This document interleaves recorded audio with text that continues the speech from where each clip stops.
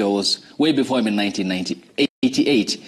And Dr. Kitui also served as a cabinet minister. So did Samuel Poghisio. And I am glad to have you here on the broadcast this morning. Coming to you, Dr. Kitui, it's so worrying, is it, if you consider today the institutional integrity of Parliament, and given what has happened since 2013, when we had the first elections after Katiba's promulgation in 2010. And is it a case of incapacity question, the incapacitation of an existing capacity on the part of parliamentarians unable to understand the powers? A number of things have happened since opening up of space dramatically. One of them is custodianship of a new constitutional order going into the hands of people who are reluctant to embrace the change that has brought that constitution. Quite a bit under Uhuru, culminating particularly under Ruto. I served with Ruto in Parliament. Throughout his political life, he has been a leading fighter against the constitutional changes that have awarded him power. Now you put a person, it's making Al Capone the mayor. You put a person who has been fighting the new institutional order in charge of implementing that institutional order. So that is a genesis of some of the challenges that we have. At another level, the high point of confluence between intellectual capacity and legislative responsibility came in the 90s, in the fight in the ending years of the Moi government. But the decline reached its highest point in the current dispensation, where wash have bought their way into Parliament. We have never had so many wash in public leadership as today. Hence, the only thing they know as raison d'être, the purpose of being in leadership, is distribution of money. And to distribute money, you must have a pipeline of supply that is beyond your legitimate earning. So when you have a patron saint of easy money sitting at the top of the hill, his surrogates see their rule in doing what Sudi does. And now they have co-opted other leaders. When I see the Speaker of Parliament flying around every weekend, running around with State House types to distribute money in the name of empowerment, who will be the custodian of parliamentary integrity and dignity? Who will champion? I would like to hear Wetangula talk about the president's assault on Parliament. Because now he's divided. His loyalty. Is he to the person who has been giving money to go and run around with the Kenya Kwanza operatives, pretending that if you throw money at the poor, you are now the leader? Or he is a person who is seized by the historical moment that this is an institution that is bigger than me. Let me carry this with the honor that the other speakers before me have done, and let me remain the symbol of parliamentary significance in the balance of power between institutions. If you are running around like an agent of State House and you occupy the seat of Parliament, you cannot be the one to resuscitate the dignity of Parliament in difficult, turbulent times like now, when the patron has turned his guns on them. And what is he turning the guns on Parliament about? This is a diversionary tactic. This is not the whole purpose that Ruto is facing. You see, when you are in the business of inventing government on the go, you wake up and the first idea that comes to mind is what you try to implement. That way you touch so many things and you make so many things. You are seeing the collapse of investor confidence in Kenya. The hemorrhage of institutional investors, corporate and small scale. You have seen the chasing out of Kenyan small scale entrepreneurs out of Tanzania. A critical matter of national interest that you put there, Musalia, and he behaves like making sanitized statements, is an answer to the challenges facing the right of Kenyan citizens for establishment in Tanzania. I negotiated that common market with Jakaya Kikwete. They don't see what they are giving away. And look at how they are pushing themselves in the corner. Because of misconduct, they are now being pushed by America. You have to decide whether you're with China or with us. And in a very stupid way, they tilt as if China can provide all that the West has been providing for Kenya. You cannot sell textiles to China. Can't you see that Kenya's interests are diverse? Kenya used to pride itself on having some of the best trained diplomats in diplomatic service. Quite a lot of them are still there. But look at the appointments they are making now. Yeah. You are stifling an institution that has been part of our national pride and putting their sidekicks who absolutely are on holiday and a rampant head of state who is running around thinking that what you say in Beijing is not heard in Washington. Okay. And of course, one of the other nominee was rejected by the House's Foreign Relations, Intelligence and Defense Committee. Maybe he did not have enough money. And his only achievement was that he was a petrol station attendant. Yeah. He was supposed to be posted to the DRC as Kenya's representative. And the DRC rejected them. Yes, yeah. The committee rejected him, yeah. The DRC also rejected them. Yeah. And ideally, it's what Dr. Kitui points out. Also, what we see with parliamentarians, not only they are wanting discipline politically, but also how they behaved in Addis, Ethiopia's diplomatic capital. Yeah, but just before you move on to that, this Goma story is very, very sad. Yeah. You see, the president of Kenya has been very ambivalent about how he has related with DRC. On the M23 movement, Kagame side, and Kinshasa. Now, to move and appoint an emissary to a territory that is basically controlled by M23 without the consent of Kinshasa, first of all, on the principle of having a representative there, and secondly, on the kind of person to send there, is just a demonstration of what I was saying. Absolute lack of diplomatic nous. And we suffer it. We look like a laughing stock in the region. Yes, sir. I've predicted all these things ad nauseum here. It's on the record. It's the question. I think the question is a philosophical one, whether or not the system of government we have in this country is appropriate for us today.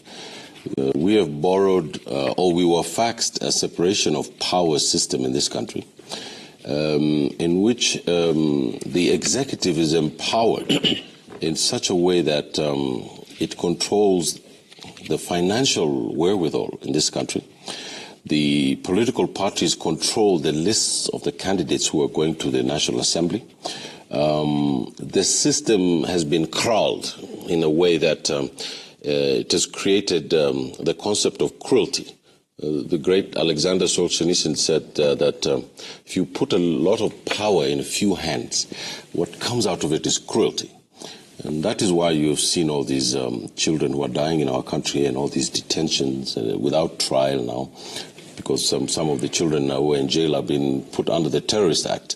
It's just another form of detention without trial, because once you put someone in jail as a terrorist, he has no rights, basically no rights. So I think that what we need in the future is to start talking about how we can have a parliamentary system of government, but also deal with the issues of political parties, so that expediency can also be dealt with. Because when Mr. Pogisho and Mr. Mukhiso were there, some of the best legislators in this country were there, and they toppled Moi. What has happened now is that, as I've said before, people go to parliament, they can't even swear in English or in Kiswahili, maybe not even in their native language. So I think that what has been done in this country, the system of low standards has been imposed so much that these legislators who are now crying were the ones who were benefiting from this system. And now they've been thrown under the bus. They're saying, let us call the president, let us do this. It's too late. The president, under the auspices of the former Prime Minister, Mr. Odinga, who keeps claiming in an ahistorical way that the country was going to go down the drain, and that is why his political party entered into government to buttress the system. And I think that's just a ploy for Mr. Odinga to present a different case in 2027.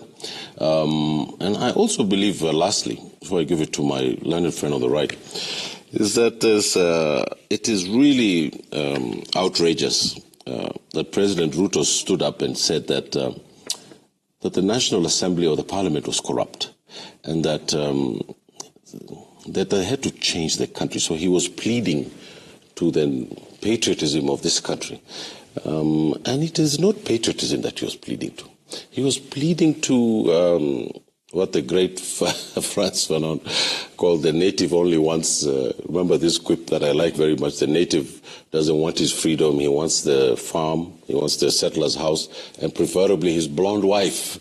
And that kind of consciousness in this country has been very prevalent, and there is nothing that is going to stop us from getting rid of this administration. Yes. But there's a very big problem, lastly, that the opposition, which I belong to, and Mr. Mukhisa belongs to, and then Mr. on my right also I believe belongs to, to craft a way in which the opposition can get a very strong candidate who can stand up to this cunning, shrewd president. And in 2027, we can overthrow this government in a constitutional way through the electoral system, and then he can hand over power peacefully, and we can move on from there. Senator Pogigio, looking at the performance of the 11th, 12th, and now the 13th Parliament, have we seen an institution since 2013 that has been very keen in supplicating to the executive instead of checking over it? There is a big problem with parenting and also with the leadership in government today. Throw money at every situation. To solve any problem now, just throw money at it. That started in 2013. It's going on up to now.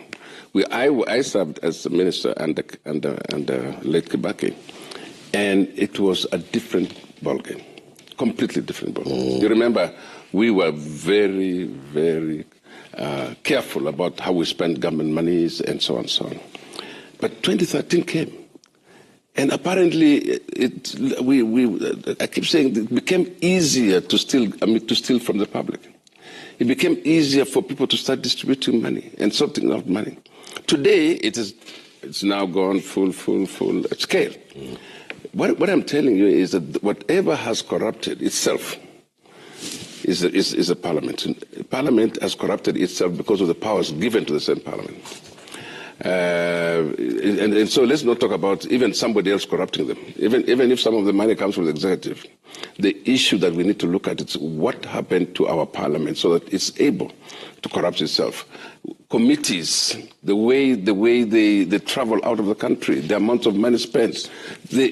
All these things need to be looked at. Right now is a time to say, if it were possible to clean house and go back to the polls, go back to the election, it would probably be the best solution for this country. However, then we have the Kenyans themselves who have allowed this kind of thing. Yes, it's true. To be, so that they elect the most corrupt people. Yeah. They bring people whom you say, this one is a thief, say, that's our thief, let him be. Let him be. So those languages and those things need to come out. I think as a member of parliament, a former member of parliament in the last parliament, for example, I could see it, that we are heading in a worse situation under this government now, Kenya Kwanza. We would get worse because the problem is, if you do not have money, you can't run anymore. Mm-hmm. You know, look at the way we elect our governors. How much money do they spend to become a governor? Money. You know, why would you want to spend that kind of money? And then where will you get? Look at the last. We're going to have an impeachment very soon. Any impeachment that happens in this country under the Senate, it's influenced by something. Yeah. Why are we allowing our country to be like that? So, Ayub, I don't have to give details about the mess and the rot which is there, but it is a rotten place. It's absolutely. We live with these guys next to them. We live with them. We know when they went to Parliament what they were like. Yeah.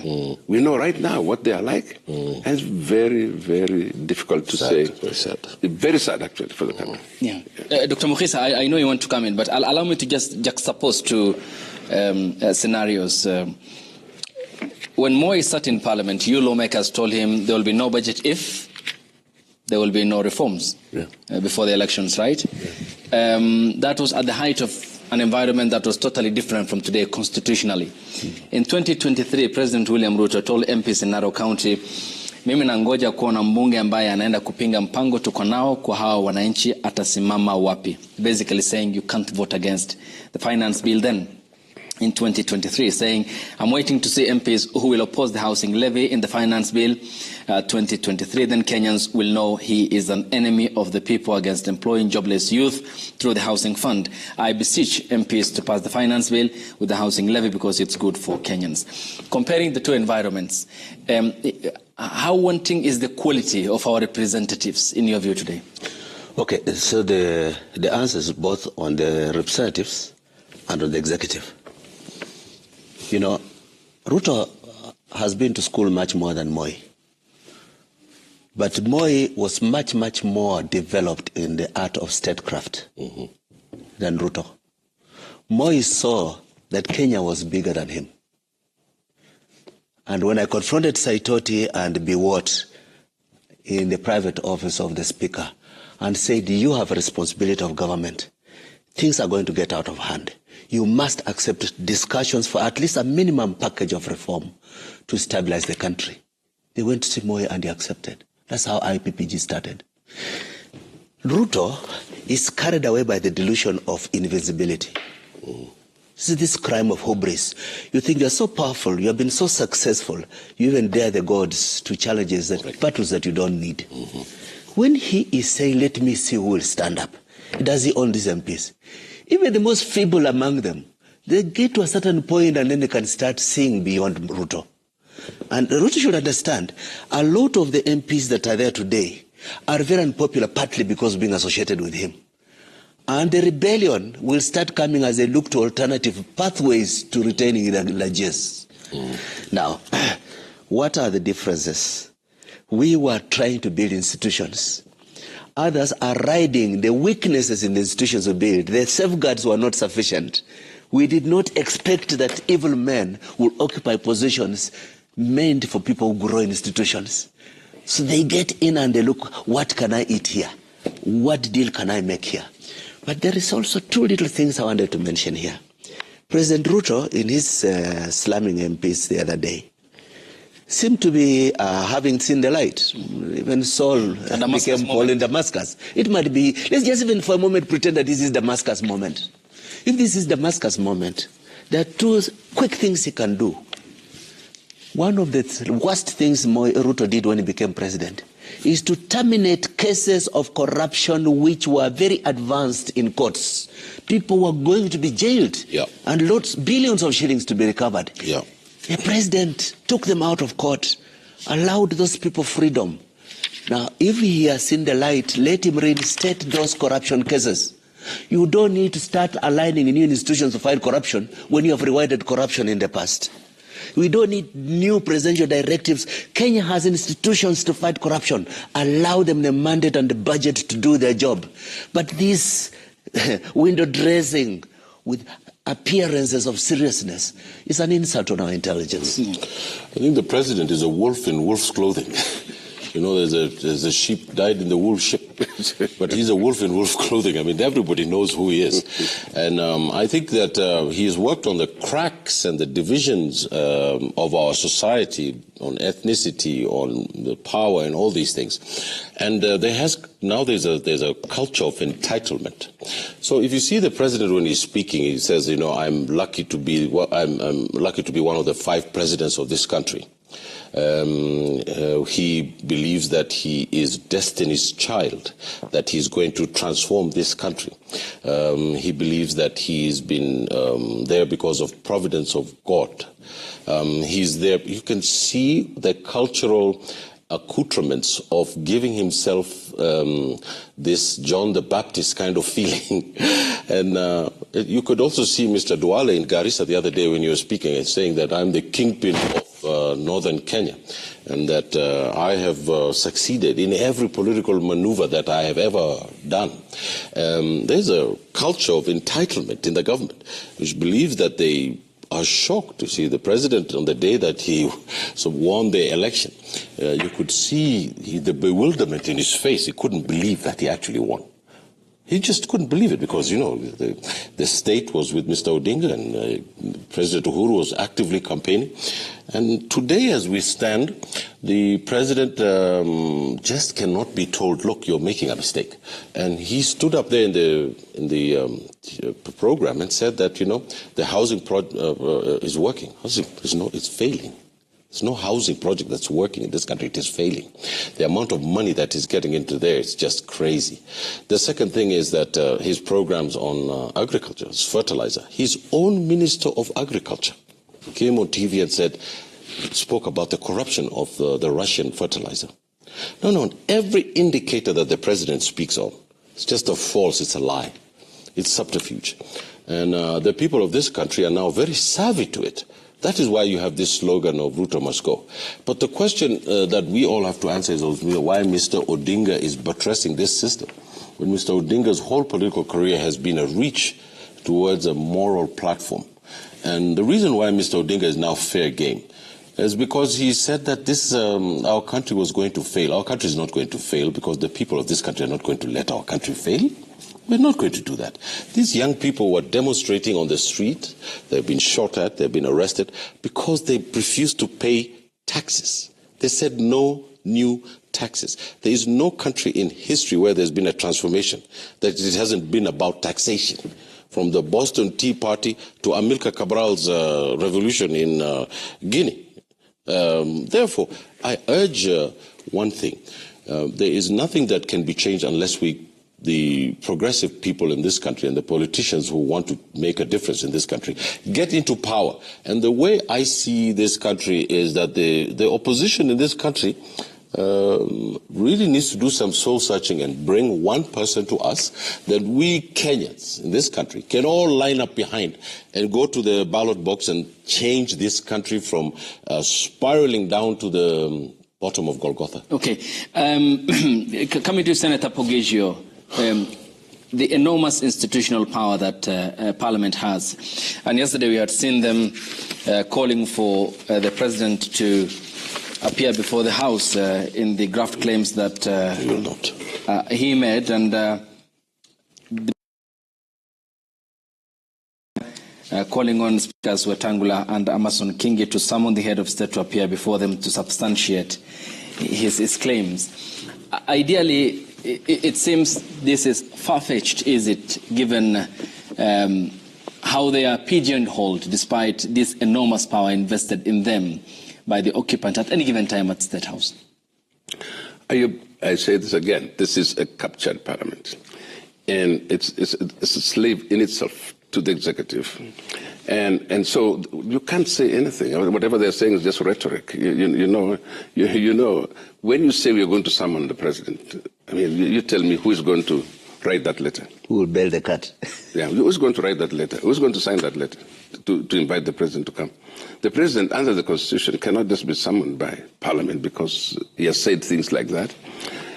If they want, they can move a step a step forward, much more step, and they are entitled to impeach the president. But this idea of saying, in your view, can they? But can Constitutionally, they can. I mean, yes. Can they? Can this Parliament? Not this one. Not this one. They don't have the guts. And first of all, we're talking about who could write that letter. Which speaker? You among those two speakers. I mean, if the speakers themselves have become agents of the executive on every weekend. By the way, I don't know. I mean, when we were there as leaders in that parliament, I have not ever used anything called a chopper to go anywhere.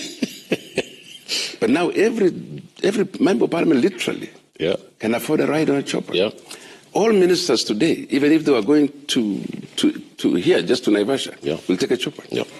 I mean, how did we make it so easy for this public money to be spent any way we want?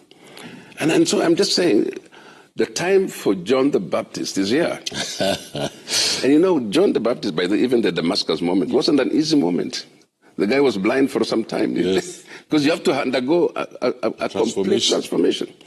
This John the Baptist is calling people, you broods of vipers. You know, he's telling them, there's a moment of reckoning. And if the President Ruto wants to change this country, and he has already come out to condemn corruption, The formation of a multi-agency thing is not the solution. No.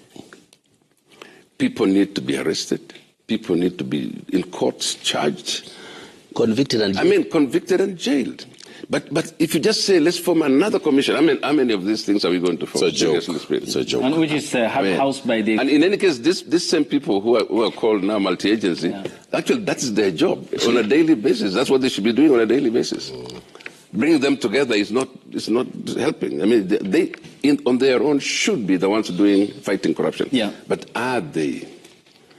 If you look at everybody who heads those organizations, are they? They're not. Do they look like you can actually fight corruption? Yeah. How you fight corruption if you have the capacity to fight the corruption, or you have the will, but also must start from the top. This is where we ask the president. You go to Japan, you go to America, come back to this country, and show us. Don't give us other people. The president, come and show us that you have the muscle, you have actually the will, and you are going to start fighting this animal called corruption. If he doesn't lead from the front, all these formations that he's giving us won't help us at all. Merely cosmetic. And this is his moment to change the narrative about this president. Maybe now he really wants to do something, He won't. but let him come out and let us see it by example. These people were saying they will summon the president. The president has learned how to throw money at him. No speaker who can summon the president or say anything about our president today. The worst part of all this... Constitutionally, can they? Yes. Of course. Yeah. Yes. Ayub, the worst thing about all this problem, these corruption problems, is that we have cascaded it or devolved it to our counties. Exactly what you see happening here. If you go to our counties, which we have thought devolution was supposed to solve, it's worse. So let's worry as a country and say this is a moment where we should have a debate, not about that debate of multi-generational thing. No, that doesn't help. I want to see these two leaders, Raila Odinga and Ruto, who have now come together, not to use those numbers for the wrong thing. Use those numbers to correct a situation that is there now. Yeah, okay. And Dr. Kitui, one of the major exposés by the former Deputy President Rigathi Gachagua was to give us the paperwork of how the agreements were all conceptualized, the paperwork of every party in the coalition agreement, Kenya Kwanza. And for the Speaker of the National Assembly, Moses Masika Wetangula, it was clear what's to be awarded. So as Jeff Amason Kingi, who accused Ruto of plans to slaughter all of us. In the Azimio manifesto, he meant to those who attended at KICC. Days later, he crossed over to the same party. And what's to be awarded to his party. Ideally, then, they are beholden, is it? Because they already shared the country before they won power. Therefore, they cannot today have any pulse to address the president. You know, if they had guts, if they had a sense of decency as individuals, they could rise above some of that what has happened before for them.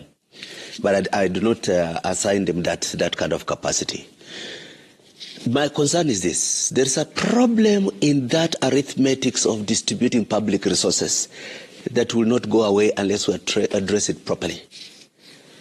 Ruto, Gachagua, Wetangula, and others sat down to say, you give me and my tribe a certain percentage of permanent principal secretary positions, cabinet positions, and things. A deal of ethnic coalition.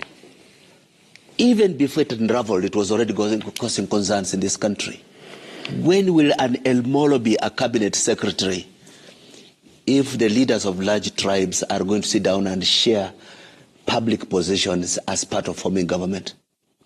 And unless we show outrage about that, we are heading in that direction again. Similarly, the outrage among people who did not come from the mountain and from Rift Valley at the start of the Ruto government has not gone away properly.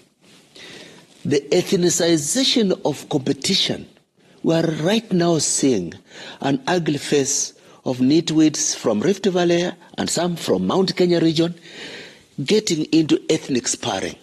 The rest of us are glossing over the cracks when competition is defined as my community and your community.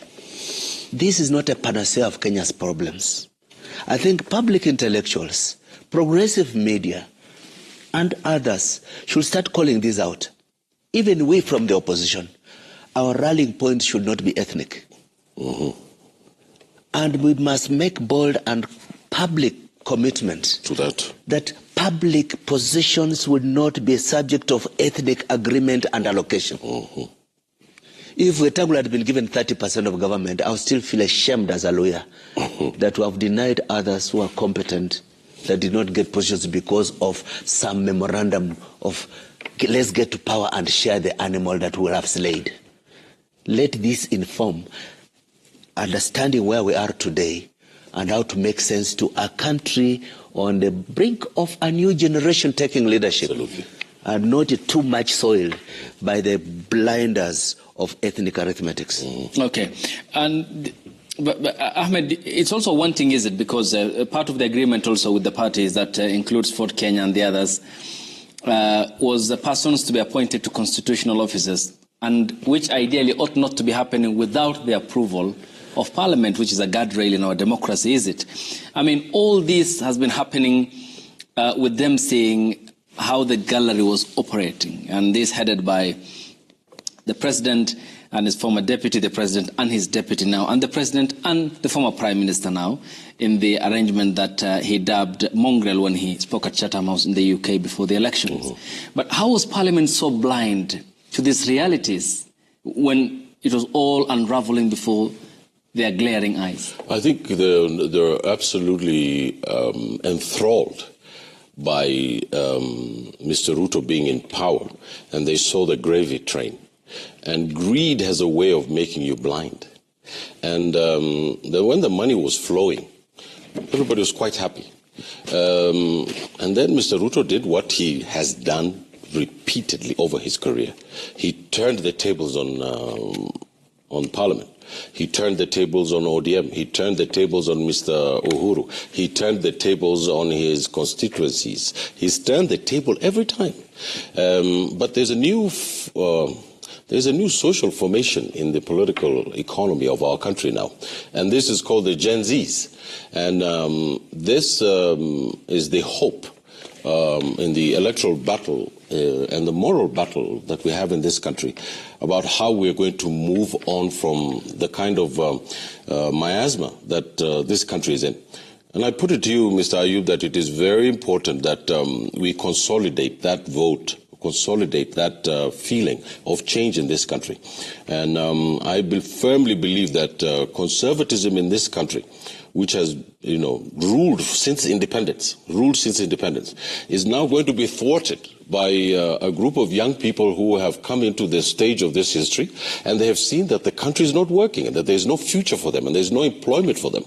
And the basic theories of economics and politics have come to the fore. I've argued about this guy called Fernand Braudel, who speaks about something called the longue durée, about the rings of history meeting. And he has taught us that successive governments in Kenya have delayed the problem of restructuring the economy, the problem of integrating East Africa, the problem of dealing with international affairs as East Africans. And that ring now has met. And that ring tells us that the country is in the throes of transformation. Now, President Ruto and Mr. Raila have noticed, they understand this thing. They have seen it. And they know that the electoral equation in 2027 is very different. Yesterday in the parliament, you could see the most outcry was from the Luo MPs, from Luo Nyanza. They were openly in rebellion against their party leader. And you cannot be a member of parliament in Luo Nyanza without the stamp of Mr. Odinga.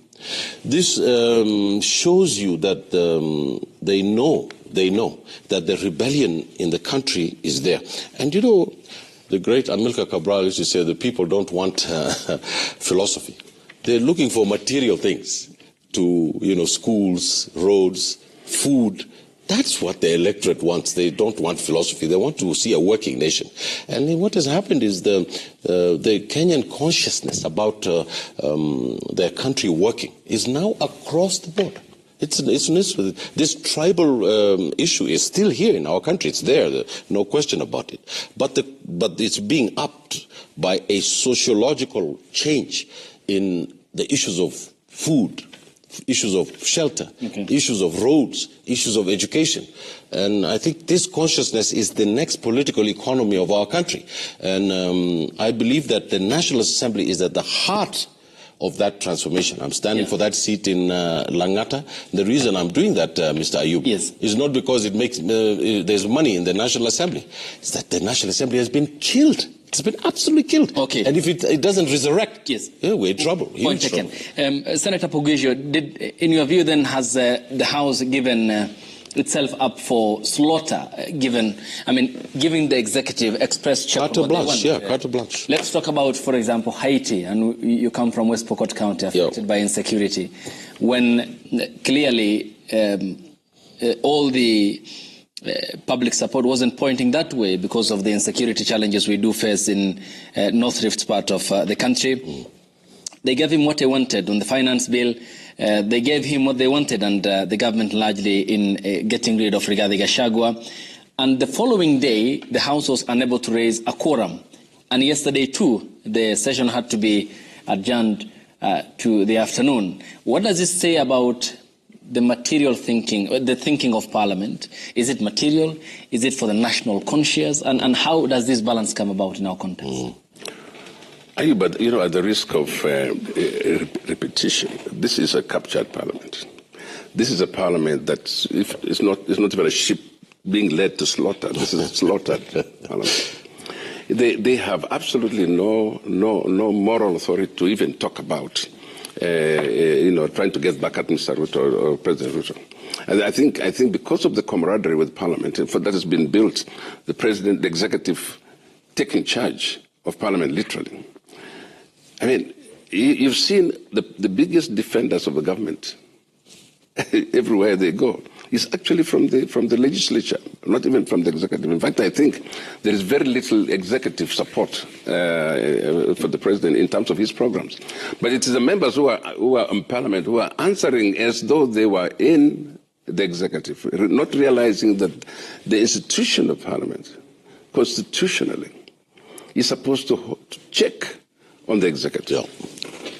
Constitutionally, they're supposed to legislate, represent, but also. So we need to find a way, and if these elections can come quickly, find a way that separates those things. And if there's that separation of power, it is one government with separate institutions and separate mandates. But now what has happened? We are holding. In fact, I was thinking that they held the meeting in State House. Now they moved it. Initially, it was announced that it was going to be held in State House. To Karen. But now they moved to Karen. But the whole idea that we have in this country is, as young people are coming up and they are showing us what they want, we then suppress them as though we don't want to see a problem. But that problem is not going to go away because the growth of children, in fact, last year, those who are now 15, 16, in the next election, they're voting. They're voting. So there are so many things that are going to happen in this country in spite of us trying to stop those things. We better begin to look at these young people and say, what are they saying? Listen to them. What are they saying? Let's not throw problems at them. Let's not arrest them. Let's not. Now I think they call them terrorists and so on. Really. So I hope there are two houses there. The two houses for the first one. I think we should even close one and just be left with one house. I'm thinking we should actually have an ideal situation where we don't increase the numbers of parliament anymore. In fact, we are already too many. And because of the way we are doing things in the counties, of course, in the counties, we need to begin to deal with this situation. Now, who does that? If this government does not call for this kind of thing, if they don't support it, how are we going to make amends? I was in the leadership of the Senate. The Senate had been completely vanquished. The Constitution didn't give Senate very much power. And even now, the leader of majority in the Senate, you cannot compare with the leader of majority in the National Assembly. So the Senate was given a very narrow role to deal with just the counties. Okay. And now I hear Mr. Odinga saying he doesn't. They should not be summoning governors. He's saying they should be. So now, what is that Senate? What's the role of the Senate? Yeah. What's the Senate going to be? If I may just keep in this, one of the biggest challenges, one of the largest anxieties I have as a senior citizen of this country is I'm losing faith in the ability of the institutional arrangement we have today to solve the problems we have. When Raila was being rumored to be about to cross over and form government with Ruto, some of us who were working closely with him had a number of meetings with him. And one of the things I was saying to Raila, the conditions under which a genuine opposition can start forming kind of government with government is a limited, defined moment with an agenda. And that agenda cannot be about making government work. Is how can we deal with problems that cannot just be dealt with by the current arrangement? For example, even if you elected a saint to be your president, you cannot get away from the problem that Kenya has created a monster, a political bureaucracy that our tax base cannot sustain. The number of MPs, MCS, senators, governors. It's too much. Then that sheer size of the political bureaucracy in Kenya is too much for the Kenyan taxpayer. Even if you had very good, even if Kibaki came back today and made him president, he will struggle to just put together resources to sustain this level of government. So to me, apart from changes in 2027, Kenya's medium-term interest, as we come to the end of Agenda 2030 and start looking at a vision beyond 2030, must be how can we radically transform the architecture of governance and make politics affordable to the taxpayer. Correct. This is not on the radar of our conversation. And it's very unfortunate because we must get there. The economy has been carrying a burden of politics, which is becoming ever heavier and crumpling the legs of the economy. But it's the politicians who are the face of government. Secondly, now coming back to the issue of how the executive is rating with Parliament, there is something that Ruto has learned from Museveni. So what Museveni does, if you are loyal and vocal supporters of his movement and you are a member of Parliament, you are always loaded onto planes to go on presidential delegations abroad.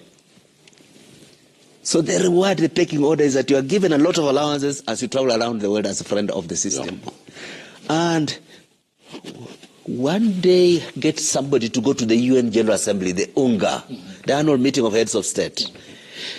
Kenya brings to New York a delegation that is larger than Europe combined. The whole of Europe has fewer people going to the General Assembly of the UN than Kenya. We take 5-star hotels, fill them. You go to MPs who are sitting in lobbies, drinking, getting drunk, and going to sleep. They are not having even get passes to go to the General Assembly. But they are enjoying because they are part of government. That system is taking medicine out of clinics. That system is taking money out of the financing of primary schools and universities. But we act as if we're in two different worlds. That we celebrate these largesse, and at the other side we complain that we want something else. So my waking anxiety is when will, as adult Kenyans, when will we start unveiling our thought process that we have experimented with this thing? It is not working. We must dramatically cut it down to size. Where will we find the surgeons as a scalpel for doing this? I agree. And there's an old slogan that says, better the few, but better. And of course, this 48 counties is too much. Of course, the MCAs is too much. You know, Mr. Odinga said that the governors are only responsible